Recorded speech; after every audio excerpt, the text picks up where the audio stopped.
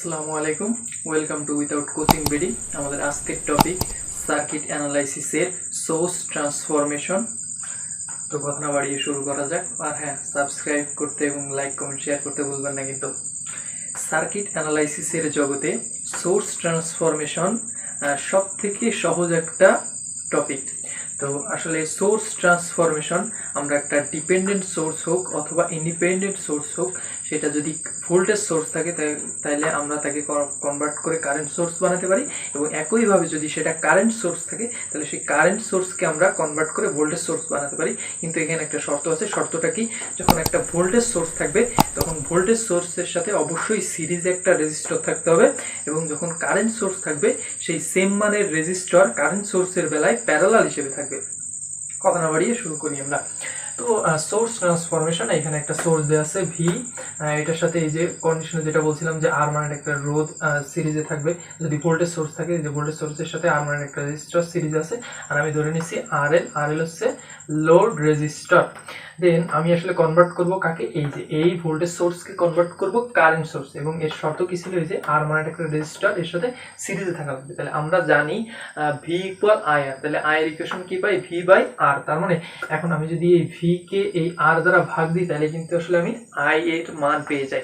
এখন কথা হচ্ছে আই এর ডিরেকশন কোন দিকে হবে? আমরা জানি ভোল্টেজ সোর্সের ক্ষেত্রে কারেন্টের ডিরেকশন কোন দিকে হয়? আমরা জানি এই যে পজিটিভ পাথ দিয়ে কারেন্ট বের হয়।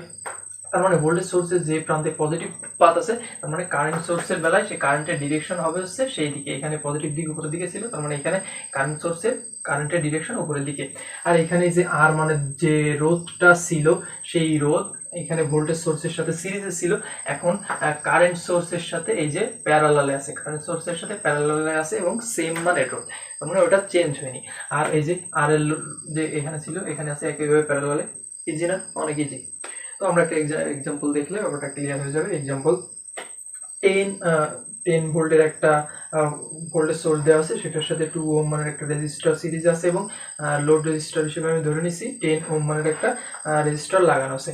দেন আমরা এই ভোল্টেজ সোর্সকে আমরা কারেন্ট সোর্সে কনভার্ট করতে পারি, একইভাবে কারেন্ট সোর্সকে কিন্তু আমি ভোল্টেজ সোর্সে কনভার্ট করতে পারি। আমার শর্ত আছে। তাহলে এখন যদি আমি এখান থেকে কারেন্টের মান বের করি, তার মানে 10 ভোল্টকে আমি যদি 2 দ্বারা ভাগ দিই তাহলে 5 অ্যাম্পিয়ার পাই, এবং পজিটিভ সাইন উপরের দিকে আছে, তার মানে কারেন্টের ডিরেকশন হবে উপরের দিকে। তাহলে উপরের দিকে কারেন্ট ডিরেকশন হলে এখানে আমরা পাইলাম কারেন্টের মান আছে 5 অ্যাম্পিয়ার। আর এই যে 2 ওহম মানে যে রেজিস্টর এখানে যেটা ছিল সেটার মান চেঞ্জ হয় না, এই যে সেম আছে। আর 10 ওহম কে ছিল? 10 ওহম ছিল হচ্ছে লোড রেজিস্টর।